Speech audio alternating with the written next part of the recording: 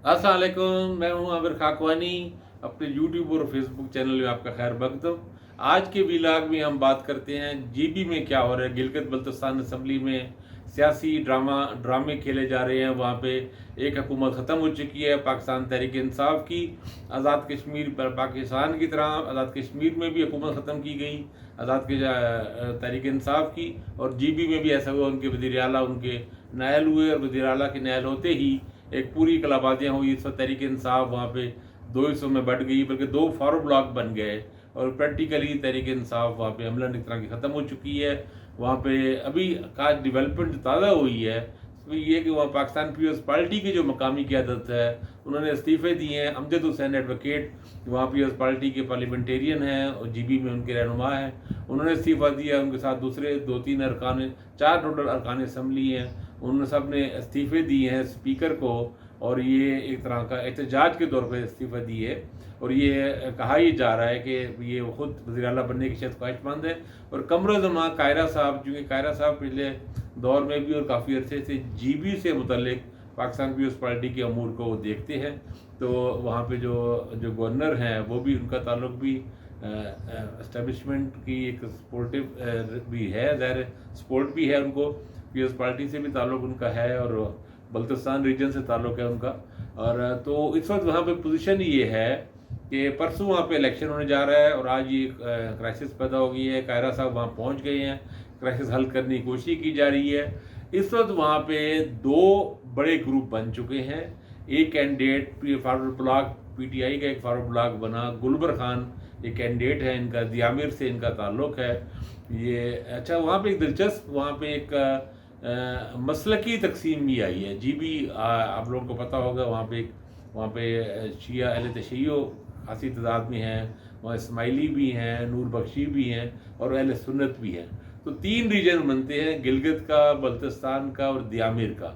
ये रूई दियामिर, जिसके नाम से दियामिर बादशाह गम डैम का भी हम सुनते हैं, तो वो दियामिर में ज़रा अहले सुन्नत ज़्यादा है। अभी जो पिछले वज़ीर आला थे खालिद खुर्शीद, ये भी इनका ताल्लुक भी दियामिर डिवीजन से था, ज़िले से नहीं था।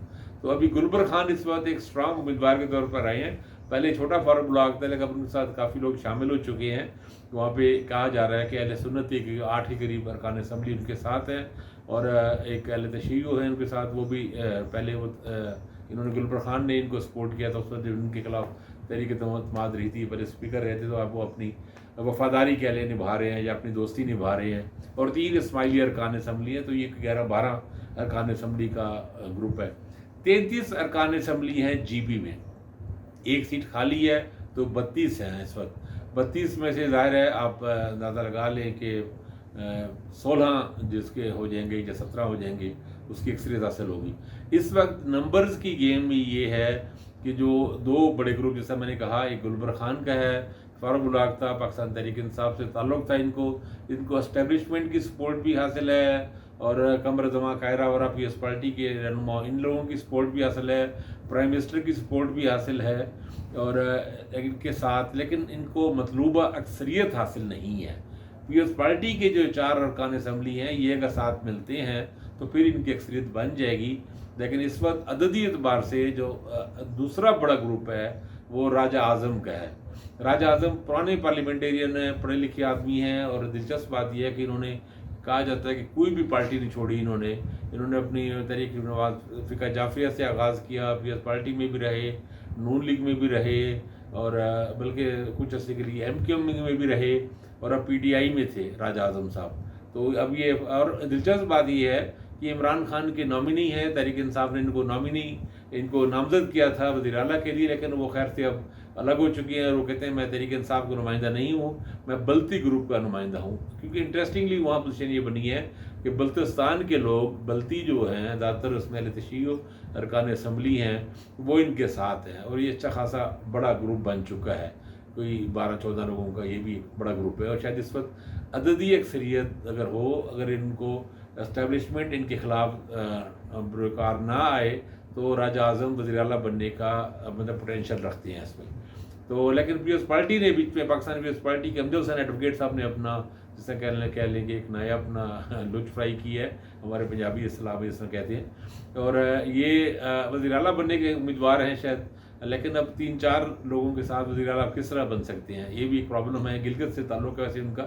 اچھا، ایک اور دلچسپ بات یہ ہے کہ گورنر کا خود بھی تعلق چونکہ بلتستان ریجن سے ہے، تو وہ بھی نہیں چاہتے کہ بلتی گروپ کے لوگ وزیر اعلیٰ بنیں، کیونکہ وہاں پہ تقسیم اس طرح ہوتی ہے کہ گورنر اگر ایک ریجن سے ہے تو وزیر اعلیٰ دوسرے ریجن سے ہوگا، کہ دونوں ایک ہی ریجن سے نہیں بنتے، مطلب ایک ٹریڈیشنلی وہاں پہ۔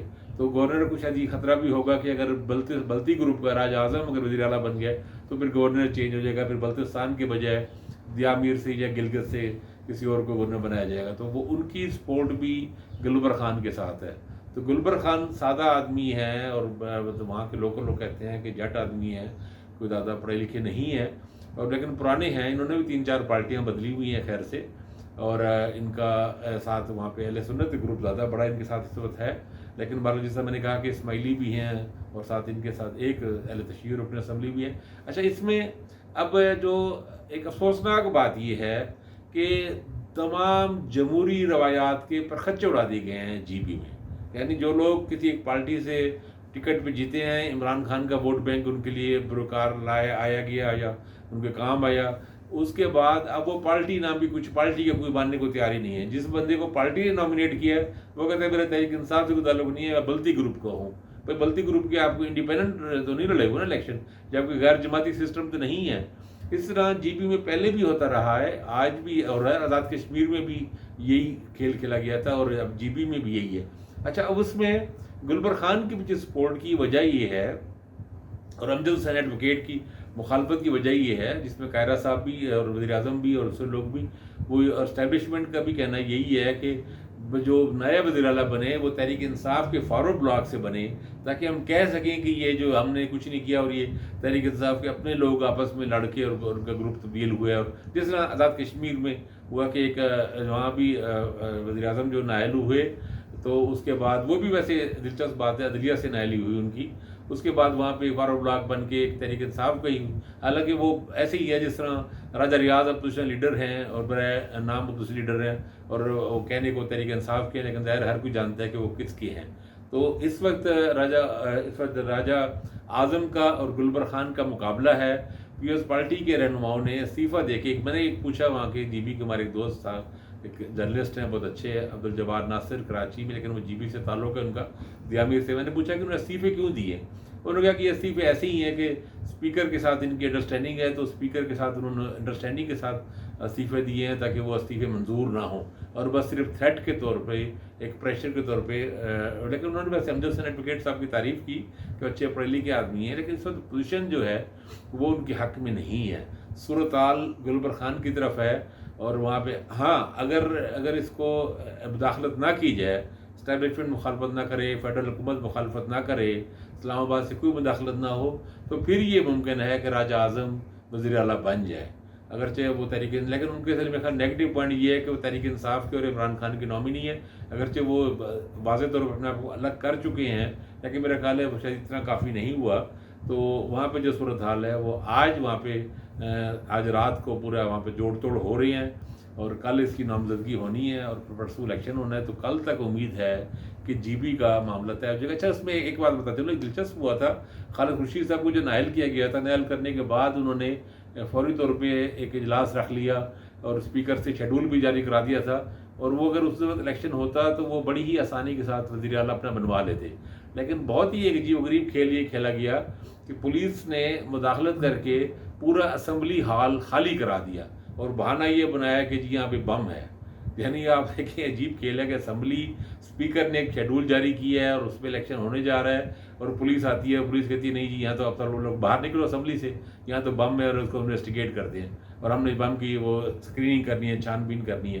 تو ظاہر ہے نہ بم تھا، نہ ملنا، نہ کوئی چکر، نہ کچھ، لیکن یہ کہ الیکشن شیڈول ملتوی کرا دیا گیا، اور جب ملتوی کرایا پھر عدالت میں چلے گیا، اور معاملہ پھر ابھی لمبا ہوا، اور پرسوں جا کے یعنی اس کا جو فیصلہ ہوگا۔ لیکن اس دوران مقصد جو فارورڈ بلاک بنوانے تھے پی ٹی آئی میں وہ بنوا لیے گئے، اور پی ٹی آئی کا جس طرح پاکستان میں ٹکڑے ہوئے ہیں یا مسائل ہوئے ہیں، اسی طرح کے جی بی میں اس سے زیادہ ہوئے ہیں، آزاد کشمیر کی طرح کے صورتحال بنی ہے۔